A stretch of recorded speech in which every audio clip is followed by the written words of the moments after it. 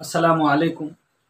आज हम आपके सामने बेसिक उर्दू के सिलसिले में बात करेंगे। यहाँ पर आपको बहुत कुछ सीखने को मिलेगा, क्योंकि हम ये जानते हैं कि उर्दू सबके लिए है। बहुत सारे लोग कहते हैं कि हमें बेसिक मालूम होना चाहिए ताकि हम उसकी पहचान कर सकें। आज हम उसी चीज़ को आपके सामने लेकर हाजिर हुए हैं। हम आपका वक्त ज़्यादा न लेते हुए हम डायरेक्ट शुरू करते हैं कि आज हम आपके सामने जो बात करेंगे वो इस पर बात करेंगे कि उर्दू वर्णमाला और देवनागरी लिपि अंतरण। इस हेडिंग से आप समझ गए होंगे। हेडिंग साफ ये बता रहा है कि यहाँ पर जो आप देख रहे हैं वर्णमाला, जिसको हम हरूफ तहज्जी कहते हैं, और ये किसके उर्दू के होंगे। और देवनागरी जो लिपि होती है, जो स्क्रिप्ट है देवनागरी, उसके उन दोनों के दरमियान क्या फ़र्क है, अंतरण है, उसको हम यहाँ पर डिस्कस करेंगे। सबसे पहले उसकी पहचान आ जाए। अगर हम इस पहचान को जान लेते हैं तो फिर सारी चीज़ें हम समझ सकते हैं। सबसे पहले तो यहाँ पर है नाम है, उसके बाद वर्ण यानी हरूफ है, अंतरण है, फ़र्क है यानी उस वर्ण का, उस हरूफ का क्या नाम है वो, और उन दोनों में क्या फ़र्क है, वो लिखा क्या जाता है किस तरह से, तो ये है। इसी तरह से आप यहाँ पर आइए देखते हैं। सबसे पहले है अलिफ। ये नाम है अलिफ, वो लिखा जा रहा है सिर्फ एक ऊपर से नीचे आने वाली एक लकीर के ज़रिए से। अब ये कह रहे हैं कि हिंदी में जो इस्तेमाल होता है स्वर के लिए प्रयुक्त है ये, यानी जो वॉवल है उसके लिए सिर्फ इसको इस्तेमाल किया जाता है। इसी तरह से है दूसरा, जो बे हम लिखते हैं एक लंबे से इस तरह से करते हैं, एक नुक्ता नीचे देते हैं और वो बे होता है, उसका नाम है ये बे। लेकिन लिखा जाता है हिंदी में क्या है, ब। यानी इसका मतलब है कि कोई लफ्ज बे से शुरू होने वाला होगा तो वो हिंदी में किससे होगा, ब से होगा। जैसे कि अब यहाँ पर लिखना है बाप, तो ये एग्जाम्पल देखिए, हम यहाँ लिख रहे हैं तो हिंदी में लिखेंगे बाप। ये देखिए कि इस्तेमाल हुआ है। तो अब जैसे कि अलिफ कहा, ये किसके लिए आता है, तो ये सवर के लिए है। और यहाँ देख लीजिए सवर में से है अ आ ई, जो आप मात्राएं पढ़ते हैं वो है। इसी तरह से पे नाम है, पे लिखा इसी तरह से जाता है, बस इसी में दो नुक्ते और बढ़ा देंगे, तीन नुक्ता हो जाएगा नीचे तो वो पे हो जाएगा। इसी तरह से नाम है ते, और ये लिखा जाता है जो ये है, इसी में दो नुक्ता ऊपर लगाएंगे वो ते बन जाता है। इसी तरह से टे है, टे में एक ये जो टे है इसको मिला देंगे ऊपर से, इसे छोटी सी तो के स्टाइल में लिखेंगे तो वो ट पढ़ा जाएगा। तो ये है ट। और यहाँ पर न देखिए कि वो इस्तेमाल होता है ट के लिए, त के लिए और प के लिए, इस तरह से। इसी तरह से है, से देख लीजिए कि ये नुक्ता, इसी में तीन नुक्ता, जो ते हम लिख रहे थे इसमें तीन नुक्ता ऊपर हो वो से होता है, और लिखा जाता है वो हिंदी में है सौ। यानी ये अंतर है दोनों के दरमियान। इसी तरह से जीम है नाम, ये जीम है और ये लिखा जाता है ज। इस तरह से हम ये सारे के एग्जाम्पल दे करके हम आपको आज की क्लास में बताएंगे। पहले आप उन सारे हुरूफ जिसको वर्ण कहते हैं उसकी आप पहचान कीजिए। इसी तरह से चे है, तो ये चे इस तरह से लिखा जाता है, और ये है च। इस तरह से है तो ये इस तरह से लिखा जा रहा है और इस तरह से पढ़ा जाता है। नाम है उसका खे, तो यहाँ पर देखिए कि खे है ये, और ये इस तरह से, यानी इसके नीचे एक बिंदी लगी हुई है तो इस तरह से ख है। ये है दाल, उसके बाद है ये दाल, ये दौ है। इस तरह से है, आप पढ़ते हैं डाल, जिस तरह से हमने कहा कि टे में एक तो की शक्ल बनी होती है, इसी तरह से दाल में एक छोटी सी शक्ल बनी होती है, और ये क्या है, डॉ की तरह से लिखा जाता है जो हिंदी में है।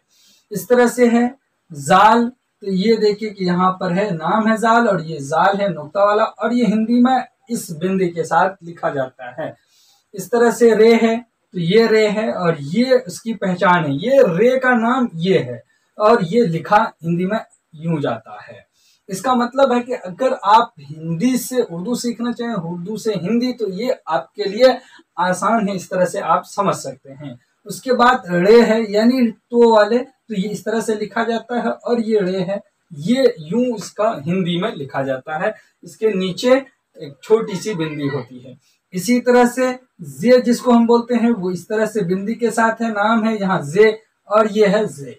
इसके बाद है जिसको हम तीन नुक्ते के साथ पढ़ते हैं जे, वो ये है, फिर उसके बाद ये उसके बाद ये लिखा जाता है झ के साथ।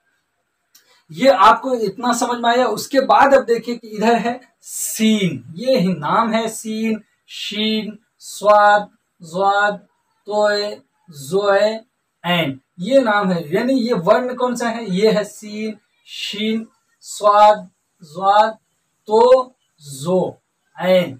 ये देख लीजिए इस तरह से, लेकिन ये लिखा जाता है इसके और इसके दरमियान फर्क, यानी इसके दरमियान फर्क का मतलब ये है कि इसके बदले में हिंदी में कौन सा शब्द हर्फ लिखा जाता है, वर्ण आता है, वो वर्ण आता है सौ, तालब श, सौ, जो, तो, उसके यानी तो जो हिंदी में बोलते हैं, उसके बाद जो। इस तरह से ऐन ये स्वर के लिए प्रयुक्त होता है। ये ऐन है जो स्वर के लिए इस्तेमाल होता है, आता है तो वो स्वर के लिए इस्तेमाल होता है। इसी तरह से एक हर्फ है गैन, और ये गैन हिंदी में इसका नाम है, इस तरह से हम बता रहे हैं। इसको पढ़ा जाता है, जबकि ये गौ लिखा जाता है, यानी गौ के नीचे एक बिंदी होती है और वो गैन को उच्चारण देता है, गैन के बदले में लिखा जाता है। इसी तरह से फे है, फे लिखा जाता है इस तरह से, और ये फ हिंदी में फ उसके लिए वर्ण प्रयुक्त करते हैं, इस्तेमाल करते हैं। इसी तरह से काफ है, और ये काफ इस तरह से लिखा जाता है, यानी इसका मतलब इस तरह से लाएं और ये काफ लिखते हैं इस तरह से। क उसके लिए हिंदी में इस्तेमाल होता है। और इसके बाद है काफ, एक नाम है, और वो इस तरह से लिखा जाता है, यानी इस तरह से आया और ये दो नुक्ते के साथ लिखा जाता है, ये है काफ। और हिंदी में क से लिखा जाता है, क लिखते हैं और उसके नीचे एक बिंदी लगा देते हैं और वो काफ हो जाता है। इस तरह से गाफ है, ये गाफ है, यानी ये गाफ काफ लिखते हैं, उसके ऊपर एक और लगा देंगे लकीर, वो हो जाए गाफ, और गौ से इसको लिखते हैं, इसकी पहचान करते हैं हिंदी में। उसके बाद है लाम, ये लाम है, यानी इस तरह से लाए अलिफ की तरह और नीचे से एक गोल सा बना देते हैं और वो लाम है। लॉ से उसको पहचान करते हैं, हिंदी में लॉ लिखते हैं उसके लिए। इसी तरह से मीम है, तो मीम इस तरह से लिखते हैं हम, और यहाँ पर है मीम, ये मौ से उसको उसकी पहचान करते हैं, यानी हिंदी में उसके लिए मौ का इस्तेमाल करते हैं। इस तरह से नून है, यानी इतना अगर मिटा दें तो ये बन जाएगा नून, तो ये है नून, यानी नून में एक नुक्ता होता है और ये नौ से उसको पहचान करते हैं, नौ लिखते हैं उसके लिए। इसी तरह से वाव है, वाव इस तरह से लिखते हैं, वाव है ये, और वो से इसको पहचानते हैं। जैसे अगर वह लिखते हैं आप तो इस तरह से लिखते हैं, ये वह है, यानी वह है उसके लिए, वाव के लिए। इस तरह से आप ये पहचान पाए हैं। और उसके बाद अब है हे, यानी ये गोल है जो इस तरह से हम लिखते हैं, वो हे है, साफ गोल दोनों तरफ से मिला देते हैं, यही हो अगर तो इधर से मिला के मिला दें, इधर से भी, तो ये हे हो जाएगा। और ये इसको आमतौर पे लिखने में बताते हैं कि ये छोटी हे है, वैसे इसका नाम असल में हे है, सिर्फ छोटी वोटी कुछ नहीं है, बस आप पहचान के लिए कर सकते हैं, छोटी है कह सकते हैं इसको, ना फिर कुछ नहीं। और ये लिखा जाता है उसी तरह से, ये ह जो लिखे हैं आप वही है, यही है ह। उसके बाद है कि ये जो नाम है, ये गोल, ये इस तरह से जो आप लिख रहे हैं वो ये है, और ये य के बदले में या ई मात्रा है, उसके लिए पहचान कर सकते हैं, ये इसके लिए इस्तेमाल होता है हिंदी में। इस तरह से एक ये और है, उसको लंबे स्टाइल में लिखते हैं, ये लेते हैं इस तरह से लिखते हैं, जो ये एक ये है, तो इसके लिए भी य है और इसके लिए ए मात्रा और ए मात्रा का इस्तेमाल करते हैं। इसको आमतौर पे बड़ी ये कहते हैं, इसको छोटी ये कहते हैं, बस इसकी पहचान के लिए सिंबॉलिक है ये, और कुछ नहीं है। वरना फिर ये पढ़ते हैं और हे पढ़ते हैं। इस तरह से उम्मीद कि आपको ये तमाम जो उर्दू के अल्फ़ाबेट्स हैं, हुरूफ़ तहज्जी हैं, ये समझ में आए होंगे। अगर आपने इसको समझ लिया है तो अब हम शुरू करते हैं। अब आपको हम बताएंगे कि किस तरह से हम इनका इस्तेमाल कर सकते हैं। एक एक को लेंगे, उस पर हम बात करेंगे, उस तरह से आपको समझ में आएंगी। चलिए फिर हम उसको शुरू आपको बता रहे थे हिंदी में वर्णमाला के सिलसिले में, उसको अभी हम आपको समझा भी रहे थे। उसके लिए जो जो फर्क है, यानी हिंदी और उर्दू में कैसे लिखते हैं और हिंदी में उसके लिए क्या आता है, अंतरण आपको समझ में आया होगा। तो अब यहाँ पर हम उन्हीं में से, जैसा कि कहा कि अब यहाँ पे समझते हैं अब यहाँ अलिफ है, यानी ये आप देख पा रहे हैं जो अलिफ हम लिख रहे थे वो एक लकीर ऊपर से नीचे आती है और उस तरह से जिसको हम रेखा बोलते हैं उस तरह से हम उसमें खींच करके ऊपर से नीचे आने वाली उस तरह से इसको हम लिख रहे थे। यानी इसको आप कह सकते हैं खड़ी रेखा के रूप में जो चीज लिखी जाती है उर्दू में वो है अलिफ। तो अब यहाँ पर देखिए हम असल में समझेंगे इसी को, तो ये इस तरह से है उर्दू। यहाँ पर आप देख रहे हैं 4 हर्फ है और इसी के स्टाइल में इसी अंदाज से हम समझते चलेंगे ताकि आपको समझ में आए। तो यहाँ पर है ध्वनि। सबसे पहले तो आप समझ लीजिए कि जो साउंड है वॉइस है वो, उसके बाद है वर्ण का नाम, यानी जिस वर्ण को हम यहाँ पर परिभाषित कर रहे हैं, बात कर रहे हैं जिस पर, वो है। उसके बाद है वर्ण, वो हर्फ, यानी उर्दू में वो हर्फ किस तरह से लिखा जा रहा है। तो अब ये देखिए कि जो हम वॉइस निकाल रहे हैं, आवाज निकालते हैं अलिफ की, ये वॉइस क्या है, केवल स्वरों को लिखते समय प्रयोग करते हैं। यानी इसका इस्तेमाल सिर्फ और सिर्फ उस वक्त होता है जबकि हम हमारे मुंह से जो आवाज निकलती है वो स्वर में हो, यानी वॉवेल में हो, और ये उर्दू में है अलिफ। इस तरह से तो आपको ये बात समझ आई होंगी। यानी इसका मतलब है कि अंतिम स्थान में ये अलिफ आएगा या फिर किसमें, बीच में आए। तो अब ये देखिए कि अंत में हम यहाँ लिख रहे हैं, अंत में आए या फिर मध्य में आए, बीच में आए, तो ये है। तो अब लिखते हैं, जैसे कि एग्जांपल ले लीजिए, यहां पर है तार, हिंदी में है ये इस तरह से। अब यहां पर देखिए कि वॉवेल है, वॉवेल साउंड है। तार जैसा कि हिंदी में आपने एग्जाम्पल लिया है, ये दीर्घ स्वर में आ की आवाज इससे आती है दोनों जगह, यानी यहां पर भी और यहां पर भी। तो इस तरह से अब ये आप इस तरह से लिखिए, यहां पर लिखेंगे अंत में अलिफ, यहां पर लिख रहे हैं अलिफ। तो अब ये देखिए किसको दर्शा रहा है, ये आ को, जो दीर्घ है स्वर है, इस तरह से आ, ये दीर्घ स्वर है। ये आपको क्लियर हुआ होगा क्योंकि शब्द के शुरू में अलिफ लिखते हैं हम, और उसमें हम मदद किसकी ले लेते हैं, जब हम शुरू में लिखते हैं तो ये इस तरह की एक स्टाइल होती है, ये वाली, ये इसको हम उर्दू में मद कहते हैं। इससे मदद लेकर के लिखते हैं इस मात्रा को दर्शाने के लिए, बताने के लिए, इसके लिए। जैसे कि हम बोले आवाज, तो अब ये देखिए कि आवाज हम लिख रहे हैं, तो अब यहाँ पर किसके लिए लिए हैं, उस मात्रा के लिए, यानी दीर्घ स्वर के लिए इस पर मद लगा करके वो साउंड हम ले रहे हैं। इस उर्दू में जो कि हमने अभी लिखा था, अब देख रहे थे, इस अलिफ को समझ लेने के बाद अब यहाँ पर है रे। तो इस रे को हम लिखते हैं, ये लिखते हैं इस तरह से, रे नाम है उसका, उर्दू में लिखते हैं ये, जबकि हिंदी में ये दर्शाता है इससे।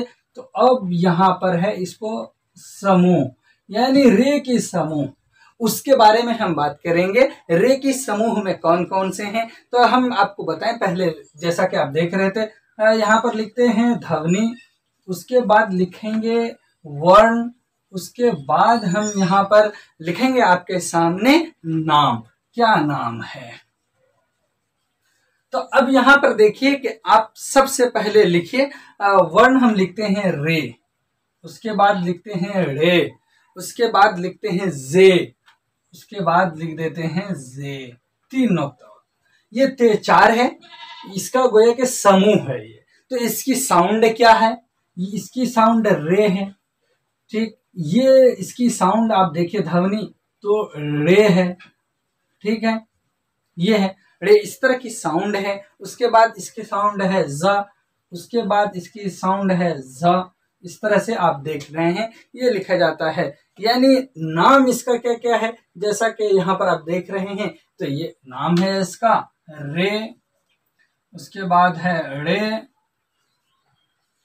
उसके बाद है जे,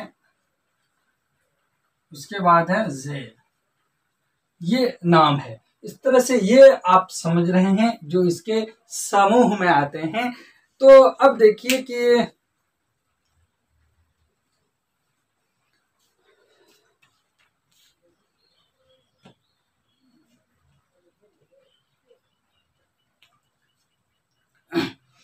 यहाँ पर जो हमने इसको लिखा है, इसका मकसद यही है कि आप आमतौर पे सोच रहे हैं शुरू में लिखा जाता है, तो अब यहाँ पर ये बात आप याद रखिए कि अलिफ को मद की मदद से शुरू में यानी प्रारंभिक स्थान पर शुरू में कैसे लिखा जाता है, इस बात को समझिए।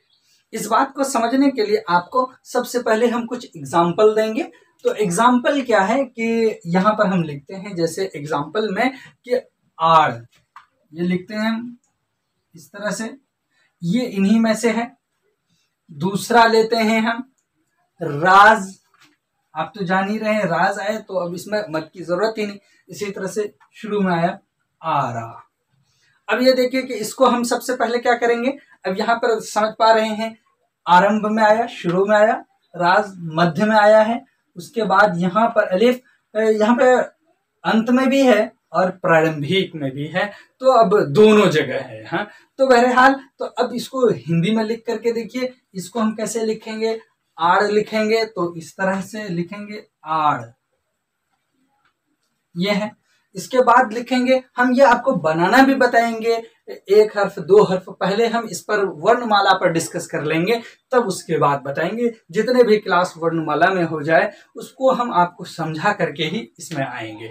तो आप हमारे इस वीडियोस को लोगों तक भी शेयर कीजिए। इसी तरह से राज, अब यहाँ देखिए कि राज लिख रहे हैं हम, हमने वहां पर बताया भी था, तो इस तरह से यहाँ पर लिखे। उसके बाद है आरा, ये हो गया क्लियर, आपको ये समझ में आया होगा।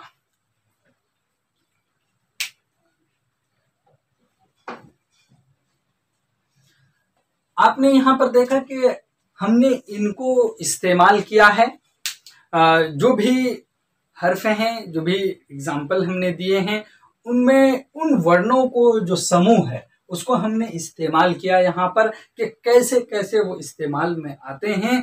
प्रयोग शब्द के शुरू में, बीच में, अंत में, यानी आखिर में, दरमियान में और सबसे शुरू में उसका प्रयोग कैसे किया जाता है, उनके एग्जाम्पल के जरिए से हमने आपको कैसा लगा इसके बारे में हमें कमेंट करके ज़रूर बताइए।